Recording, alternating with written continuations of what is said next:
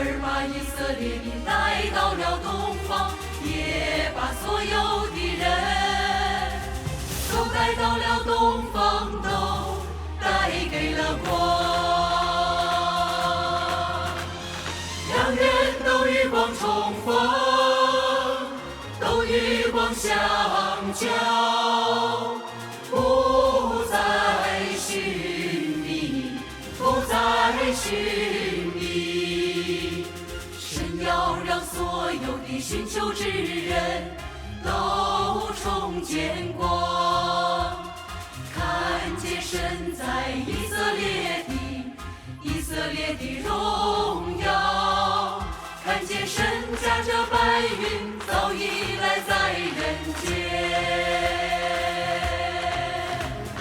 看见白云朵朵，看见果实累累，更看见以色列的耶和华神。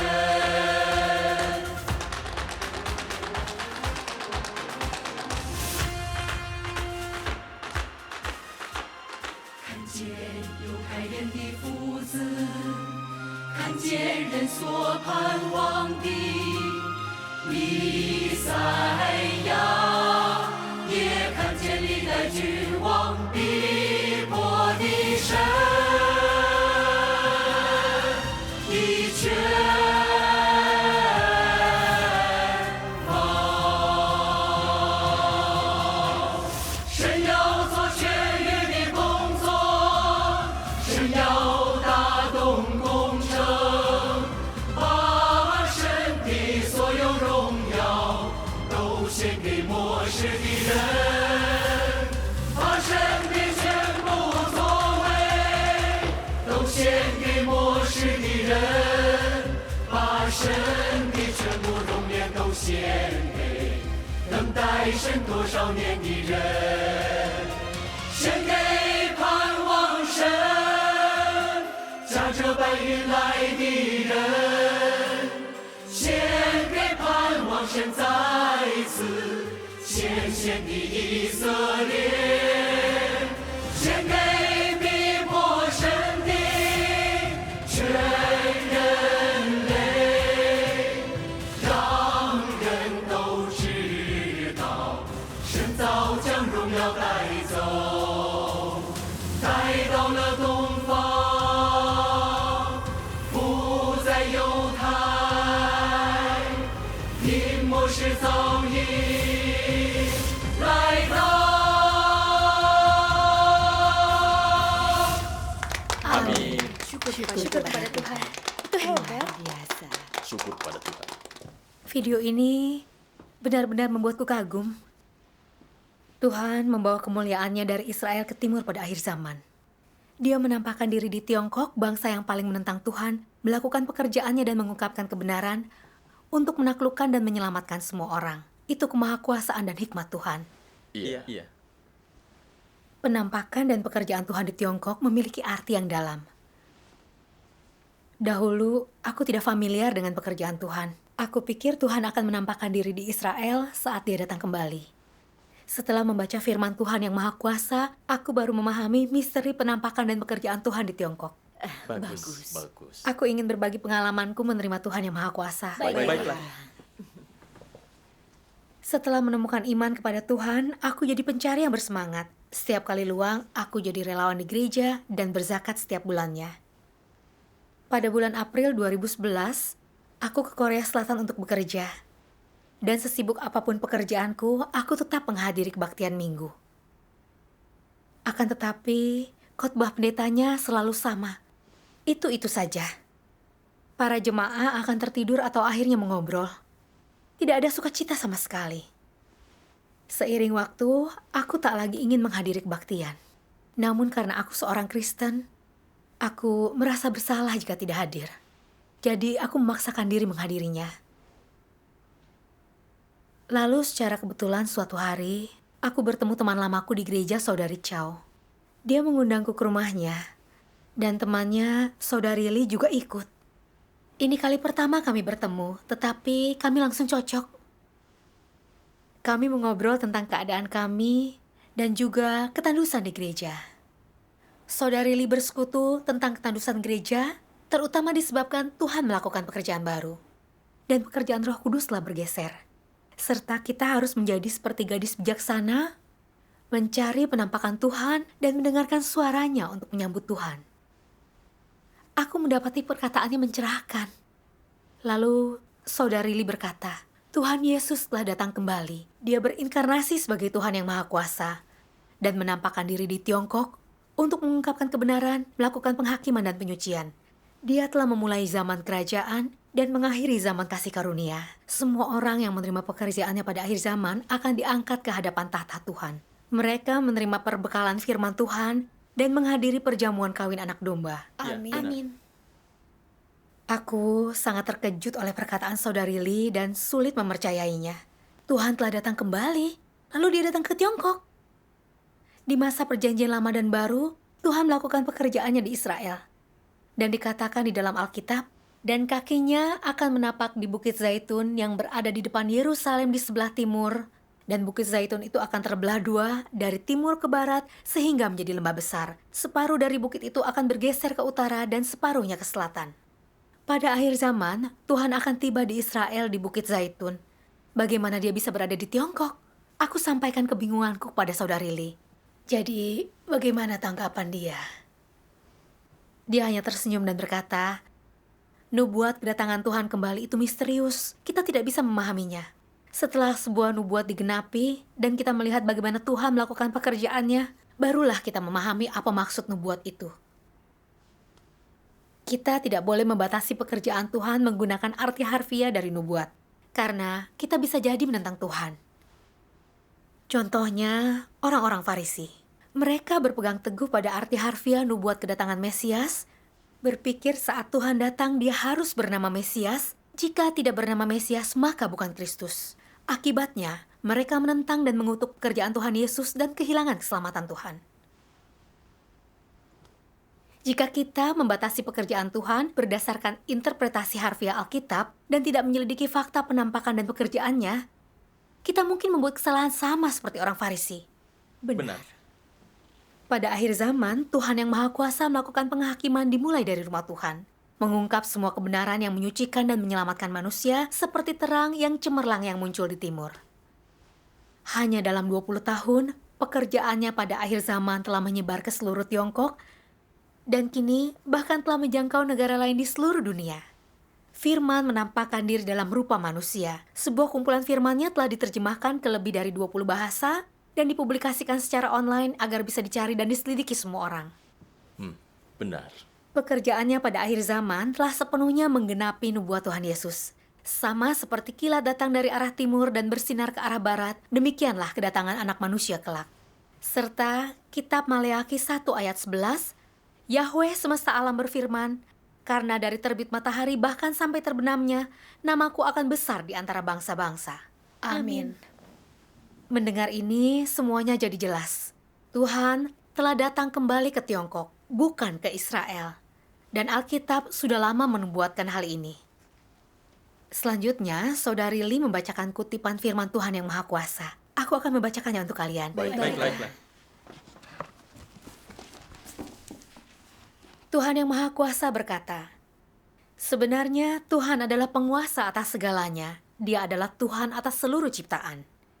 Dia bukan hanya Tuhan orang Israel, ataupun hanya Tuhan orang Yahudi. Dia adalah Tuhan atas seluruh ciptaan. Kedua tahap pekerjaannya yang sebelumnya terjadi di Israel. Hal ini menciptakan pemahaman tertentu di dalam diri orang-orang. Mereka meyakini Yahweh melakukan pekerjaannya di Israel, bahwa Yesus sendiri melaksanakan pekerjaannya di Yudea, dan selain itu bahwa dia menjadi daging untuk bekerja. Dan bagaimanapun juga, pekerjaan ini tidak meluas hingga keluar Israel. Tuhan tidak bekerja di antara orang Mesir. Dia juga tidak bekerja di antara orang India. Dia hanya bekerja di antara orang Israel. Karena itu, orang-orang membentuk berbagai pemahaman dan mendefinisikan pekerjaan Tuhan dalam suatu lingkup tertentu. Mereka mengatakan saat Tuhan bekerja, dia harus melakukannya di antara umat pilihan dan di Israel. Selain orang Israel, Tuhan tidak bekerja atas orang lain, juga tidak ada ruang lingkup yang lebih besar untuk pekerjaannya. Mereka terutama sangat ketat dalam hal membatasi Tuhan yang berinkarnasi dan tidak mengizinkannya bergerak di luar lingkup Israel. Bukankah semua itu hanya pemahaman manusia? Tuhan menciptakan langit, bumi, dan segalanya. Dia menjadikan seluruh ciptaan. Bagaimana mungkin dia membatasi pekerjaannya hanya bagi orang Israel? Jika itu benar, apa gunanya dia menciptakan seluruh ciptaan? Dia menciptakan seluruh dunia, dan dia telah melaksanakan rencana pengelolaan 6.000 tahunnya tidak hanya di Israel, melainkan atas setiap orang di alam semesta. Jika Tuhan bertindak sesuai pemahaman manusia, dia hanya akan menjadi Tuhan orang Israel dan tidak sanggup memperluas pekerjaannya hingga ke bangsa lain. Karena dia hanya akan menjadi Tuhan orang Israel dan bukan Tuhan atas seluruh ciptaan. Nubuat-nubuat berkata, nama Yahweh akan dibesarkan di antara bangsa-bangsa lain dan akan tersebar kepada mereka. Mengapa ini dinubuatkan? Seandainya Tuhan adalah Tuhan orang Israel saja, maka dia hanya akan bekerja di Israel.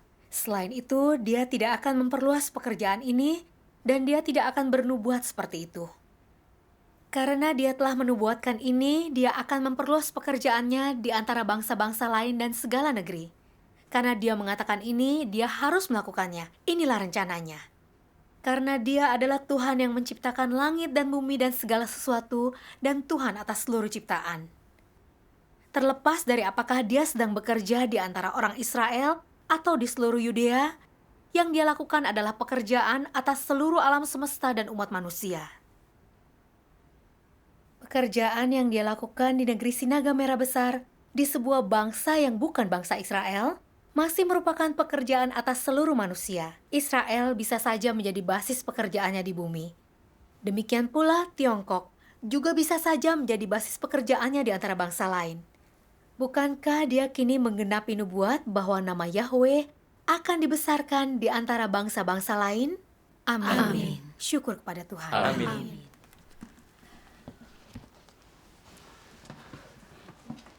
Saudari Lee kemudian bersekutu.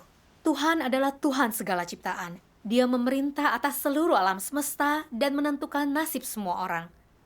Tuhan bukan hanya Tuhan orang Israel, tetapi terlebih lagi dia adalah Tuhan segala ciptaan. Tuhan berhak melakukan pekerjaannya di dalam bangsa manapun dan di antara orang manapun. Namun di negara manapun dia muncul dan bekerja, pekerjaannya dilakukan demi seluruh umat manusia dan untuk memimpin mereka dalam perkembangannya. Pada zaman hukum Taurat misalnya, Tuhan Yahweh menggunakan Musa untuk menyerukan hukumnya di Israel dan memulai zaman hukum Taurat. Lalu menggunakan negeri ini sebagai pusat, dia memperluas pekerjaannya ke negeri lain agar semua bangsa dan orang menghormati namanya sebagai agung. Iya.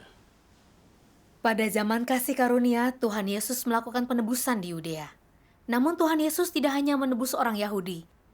Dia menebus seluruh umat manusia. Kini 2000 tahun kemudian, Injil Tuhan telah menyebar ke setiap sudut dunia. Pada akhir zaman, dia menggunakan Tiongkok sebagai tempat ujian untuk pekerjaannya, sebelum mengembangkannya ke seluruh alam semesta. Kini, firman dan pekerjaannya seperti terang yang cemerlang, bersinar dari timur dan menerangi semua bangsa di barat dengan kesaksian. Banyak orang telah mendengar suara Tuhan dalam firman Tuhan yang Maha Kuasa dan telah datang ke hadapan tahta Tuhan untuk menerima penghakiman dan penyucian firman-Nya. Amin. Amin. Kita bisa melihat, apapun zamannya saat Tuhan memutuskan untuk muncul dan bekerja di antara manusia atau negara, dia selalu memilih tempat untuk bekerja terlebih dahulu, lalu menggunakannya sebagai contoh, secara bertahap memperluas pekerjaannya ke tempat lain. Untuk menyelesaikan pekerjaannya, menyelamatkan manusia. Inilah prinsip di balik pekerjaannya. Jika kita mengikuti gagasan kita, berpikir karena Tuhan bekerja di Israel pada zaman hukum Taurat dan zaman kasih karunia, maka Tuhan haruslah Tuhan Israel. Injil hanya bisa keluar dari Israel. Orang Israel adalah satu-satunya umat pilihan Tuhan yang sejati dan layak menerima berkat-Nya. Dan Tuhan tidak akan muncul di bangsa non-Yahudi. Bukankah artinya kita membatasi Tuhan? Iya. Tuhan berkata, namaku akan besar di antara bangsa-bangsa Yahudi. Jadi bagaimana ini bisa dicapai dan digenapi? Tuhan menjadi daging di akhir zaman dan bekerja di Tiongkok, negara yang dikuasai ateisme, untuk menghancurkan gagasan orang-orang. Dan untuk menunjukkan dia tidak bekerja menurut aturan, melainkan menurut rencananya sendiri. Dia juga menunjukkan kepada kita, dia tidak hanya menyelamatkan orang Israel, tapi juga orang non-Yahudi. Dia adalah Tuhan dari seluruh umat manusia, bukan Tuhan dari satu negara atau bangsa manapun. Amin. Dimanapun Tuhan muncul dan bekerja, itu selalu signifikan. Dia selalu memilih tempat yang paling sesuai untuk menyelamatkan manusia. Iya. Persekutuan Saudari Lee membuatku merasa malu. Mengetahui Tuhan bekerja di Israel selama zaman hukum Taurat dan zaman kasih karunia, kupikir Tuhan hanya akan muncul dan hanya akan bekerja di Israel. Jika Tuhan melakukan pekerjaannya di Israel lagi pada akhir zaman, maka aku akan membatasi dia lebih jauh lagi sebagai Tuhan orang Israel. Dan itu berarti menyangkal Tuhan sebagai penguasa seluruh manusia. Itu berarti menentang Tuhan. Iya, di mana Tuhan melakukan pekerjaannya selalu merupakan cerminan rencana dan kebijaksanaannya. Kita tidak pantas berkomentar tentang pekerjaan Tuhan, apalagi membatasi pekerjaannya. Namun, aku masih memiliki beberapa keraguan. Tiongkok negara yang menjalankan pemerintahan ateis. Ini negara yang paling menyangkal dan menentang Tuhan. Jika Tuhan tidak berniat muncul dan bekerja di Israel, mengapa dia tidak bekerja di Amerika atau Inggris, tempat agama Kristen merupakan agama utamanya? Mengapa dia memilih melakukannya di Tiongkok? Aku menanyakan itu kepada Saudari Lee.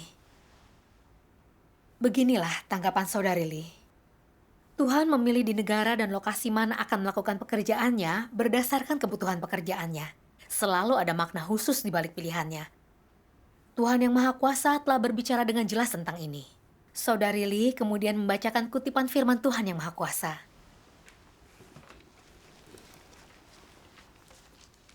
Saudari, boleh aku yang bacakan? Baiklah.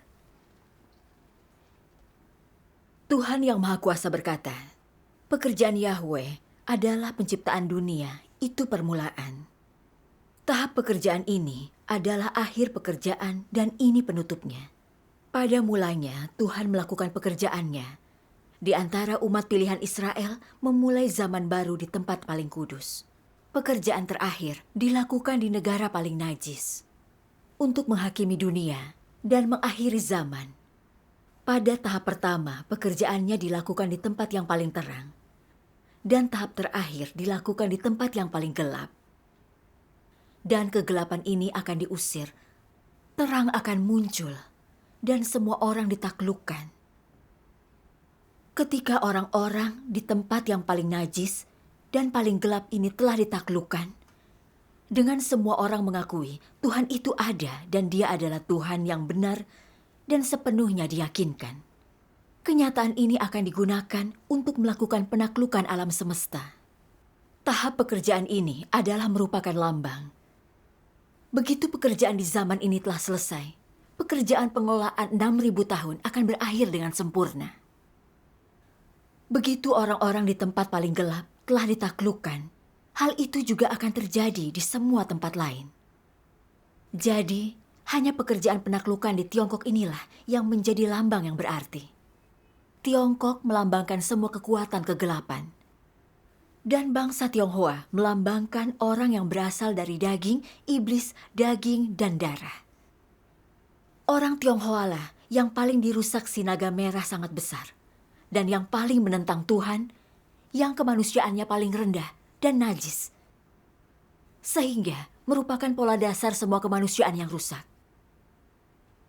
Dalam rakyat Tiongkoklah, kerusakan, kenajisan, ketidakbenaran, perlawanan, dan pemberontakan paling lengkap ditunjukkan serta dimanifestasikan dan tersingkap dalam beragam bentuknya. Orang-orang ini berkualitas buruk, namun kehidupan dan pola pikir mereka juga terbelakang. Dan kebiasaan, lingkungan sosial, garis keturunan mereka semuanya buruk dan paling terbelakang. Status mereka juga rendah. Pekerjaan di tempat ini menjadi lambang. Dan setelah pengujian ini dilaksanakan, secara keseluruhan, pekerjaan Tuhan selanjutnya akan berlangsung lebih baik. Jika tahap pekerjaan ini dapat diselesaikan, pekerjaan berikutnya sudah jelas akan berlangsung. Begitu tahap pekerjaan ini dilakukan, pekerjaan besar akan tercapai sepenuhnya.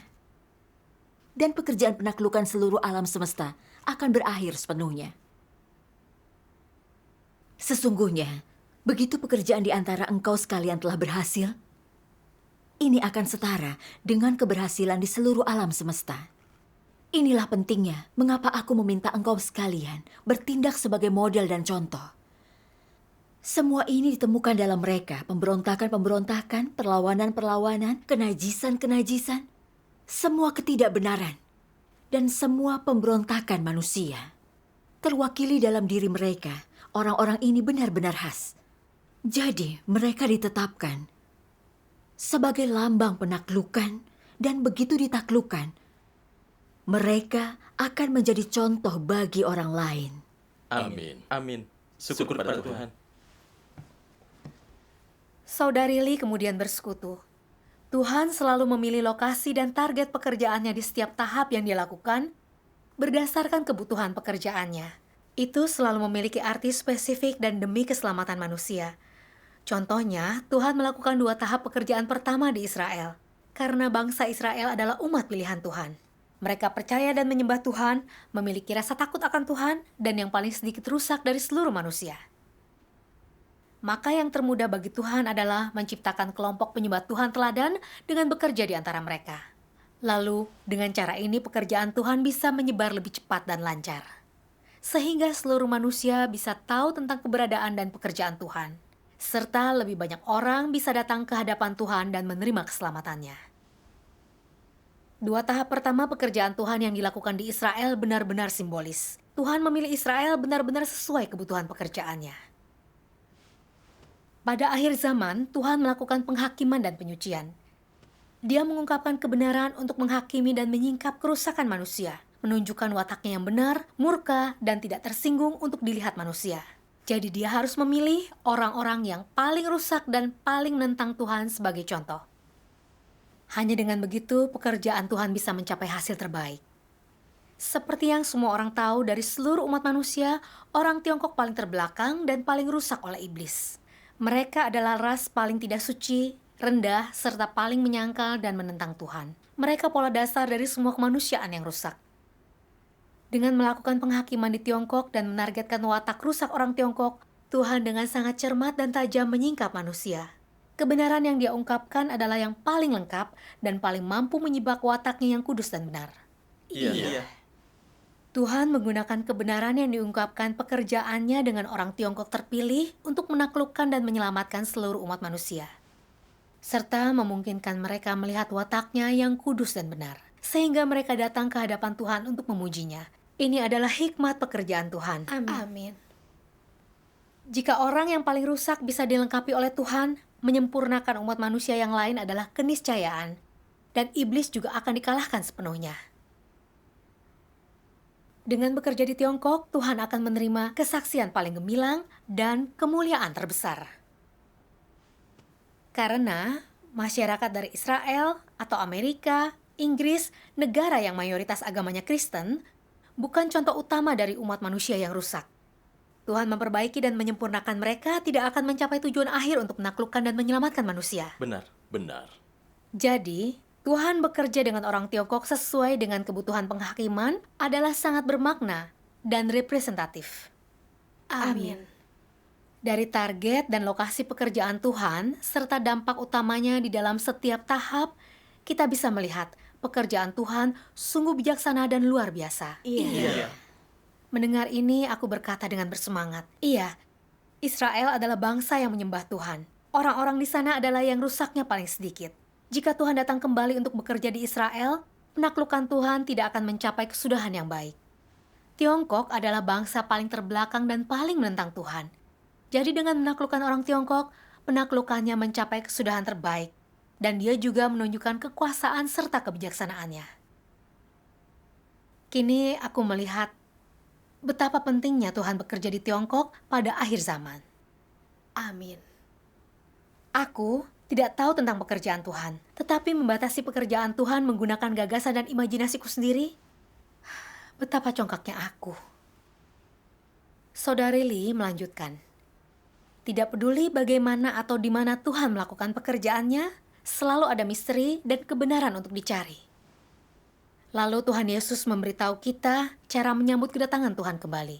Pada tengah malam terdengar teriakan, mempelai laki-laki datang, keluarlah menyambutnya. Domba-dombaku mendengarkan suaraku. Lihatlah, aku berdiri di pintu dan mengetuk. Kalau ada orang mendengar suaraku dan membuka pintu itu, aku akan datang masuk kepadanya. Dan bersantap dengannya, dia bersamaku. Amin. Jadi, dalam menyambut kedatangan dan mencari penampakannya, yang terpenting adalah melihat apa ada pengungkapan kebenaran dan suara Tuhan. Karena, dimanapun kebenaran diungkapkan, akan ada suara Tuhan juga di sana, serta penampakan dan pekerjaannya. Ini sangatlah tepat. Iya. Seperti firman Tuhan yang Maha Kuasa.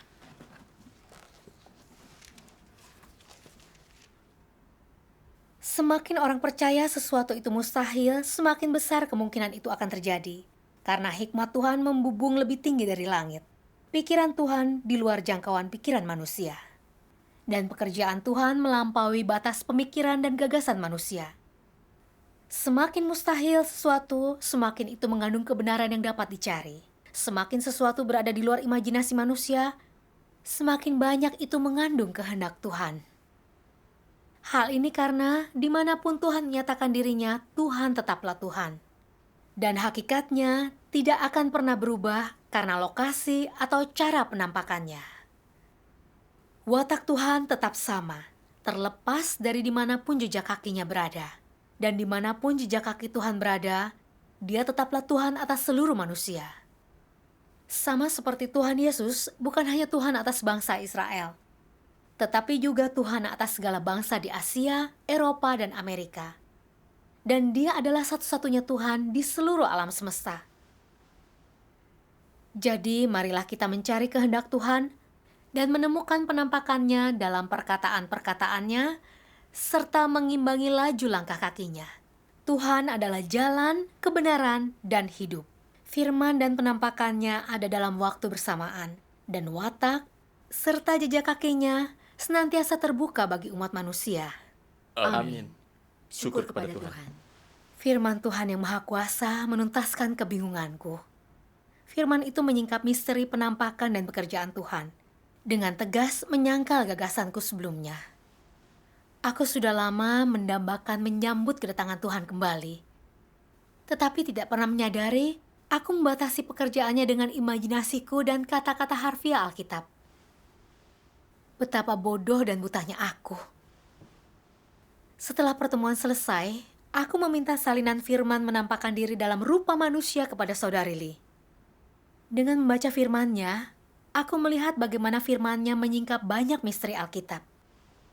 Seperti rencana pengelolaan 6.000 tahun Tuhan untuk keselamatan manusia, kebenaran dan penjelasan dari Alkitab, arti nama Tuhan, misteri inkarnasi, bagaimana Tuhan menetapkan kesudahan dan tujuan semua orang, bagaimana zaman ini akan berakhir, bagaimana kerajaan Kristus akan diwujudkan, dan lebih banyak lagi. Hanya Tuhan yang bisa menyingkap misteri ini. Firman yang diungkapkan olehnya penuh dengan otoritas, kekuasaan, dan kemegahan. Itu memang perkataan Tuhan. Iya, aku menjadi yakin Tuhan yang Maha Kuasa adalah Tuhan Yesus yang datang kembali. Aku menerima pekerjaan Tuhan yang Maha Kuasa tanpa ragu dan kini mengikuti jejak anak domba. Syukur kepada Tuhan. Amin. Persekutuan ini sangat jelas. Syukur kepada Tuhan.